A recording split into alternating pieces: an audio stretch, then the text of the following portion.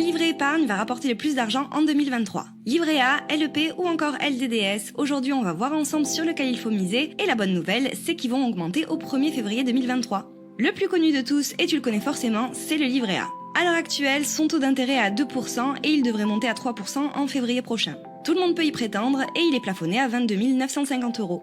Dans le même genre, il y a le LDDS ou livret de développement durable et solidaire qui lui aussi est actuellement à 2% et qui devrait monter à 3% en février. La différence qu'il a avec le livret A, c'est que son plafond est bien plus bas puisqu'il est à 12 000 €. Et enfin, on a le LEP ou livret d'épargne populaire qui va peut-être devenir ton chouchou puisqu'il est rémunéré à 4,6% à l'heure actuelle avec une hausse prévue jusqu'à 6,1% en février. Ce qui le place en tête des livrets épargne de disponibilité les plus rémunérateurs. Mais comme rien n'est jamais parfait, le LEP, lui, il est soumis à une condition de revenu. Du coup, seules les personnes ayant un revenu annuel maximum de 21 393 € sont alors éligibles à l'ouverture d'un LEP. Autre point qui est un petit peu moins cool, c'est qu'il est plafonné à 7 700 € seulement.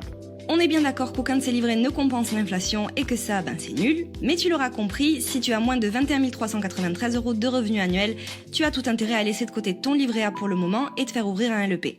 Si tu es au-dessus de ce montant, le traditionnel livret A reste toujours un bon livret à ouvrir pour y mettre tes épargnes de disponibilité. Et si ton livret A est plein, ce que je te souhaite, alors tu peux ouvrir un livret de développement durable et solidaire pour continuer à épargner. Et si t'as tous ces livrets et qu'ils sont tous blindés, il faudrait que tu songes à placer ton argent et à investir. Et ça, si tu veux, je t'en parlerai dans d'autres vidéos. Je te fais des bisous!